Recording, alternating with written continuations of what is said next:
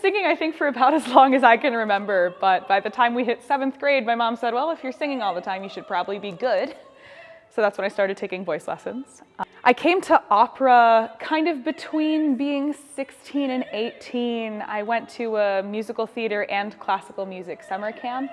We would watch like operas every morning, and I saw Traviata, and that was it. That was it.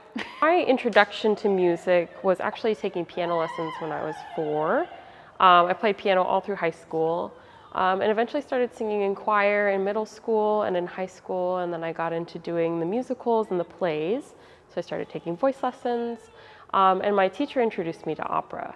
I didn't know that music was going to be my thing growing up. I saw a bunch of kids walking out of the choir room for a piece of candy, and I really wanted a piece of candy. So I was encouraged at, I think when I was in 1st grade, to start piano lessons. But before that, of course, I had just been playing whatever on the piano, anything.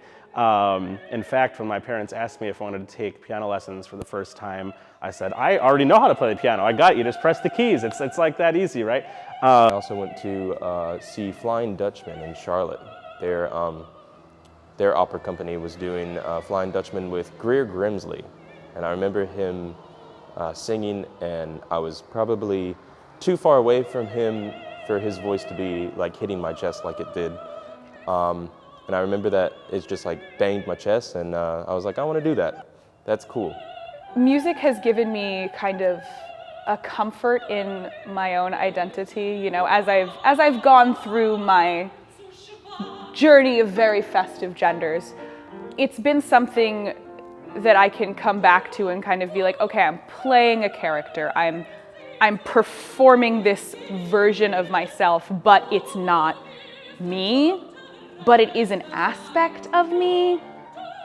So it's given me kind of a place to sort of play around with gender, play around with intention, play around with presentation, and from that I've become so much more comfortable and confident in who I am off of the stage. And I don't know that anything else could have given me that space to play in and to discover in and to experiment in. So that's really, yeah. So the more comfortable I get with my technique and such, the more I feel like I can really sink into the meaning of the pieces and concentrate on communicating the emotions, and that can be very cathartic. I think one of the biggest things I've gained from being a musician is some of the relationships that I've formed, because I think when you're working on like an opera or a big project, there's a lot of collaboration that goes into it, and you really bond with the other performers and the other people involved in the process. And I tried everything that I could within music as a sound engineer, working backstage, trying to get into the business side, marketing, and I keep coming back to being a performer because it is the place that I feel that I get to express not only myself, I get to tell stories, and stories from the past and stories of the future to come. It may be stories that are happening now, and that is kind of the thing that makes me want to keep doing opera in particular, because it's not only a form of music that is spanning centuries, but opera to me it's home.